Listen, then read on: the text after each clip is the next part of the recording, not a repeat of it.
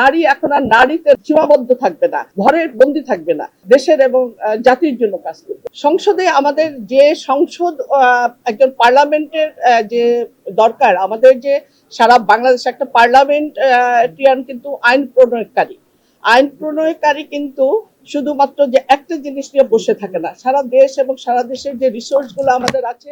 দেশকে উন্নয়নের পথে এগিয়ে নিয়ে যাওয়ার জন্য আমাদের জাতীয়তাবাদী দলের যে আশা আকাঙ্ক্ষা এবং আমাদের যে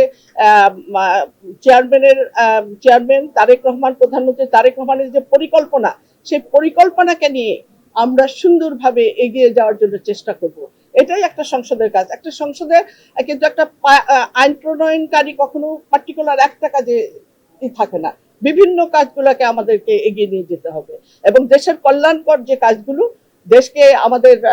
আগামী দিনের একটা আধুনিক বাংলাদেশ এবং বিদেশের সঙ্গে যে পাল্লা দিয়ে যে আমাদের কাজ, যেমন যুব সমাজ, শিশু, তারপরে খাদ্য,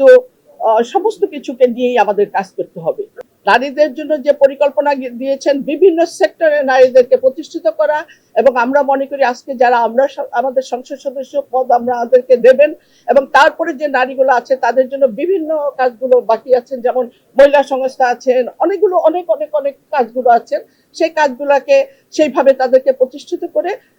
বাংলাদেশের নারীরা যে আজকে একদম ট্রেন চালনা থেকে শুরু করে ট্রেনের ড্রাইভার থেকে শুরু করে সবকিছুই আজকে তারা কিন্তু আছেন, এদিকে আকাশে উঠছেন, প্লেন চালাচ্ছেন, ওদিকে দেখা যায় পাতালেও তারা যাচ্ছেন এবং মহাকাশও জয় করছেন। আমরা মনে করি যে আমাদের নারীদের আমরা সেইভাবেই চিন্তা করবো তাদেরকে নিয়ে। নারী এখন আর নারীতে না সীমাবদ্ধ থাকবে না, ঘরের বন্দী থাকবে না, তারা নারীদেরকে সেইভাবেই আমাদের প্রধানমন্ত্রী চিন্তা করেছে। প্রতিটি নারীকে আমরা আমাদের কর্মকাণ্ডের মধ্যে তাদেরকে আমরা নিয়ে আসার চেষ্টা করব এবং প্রতিটি নারী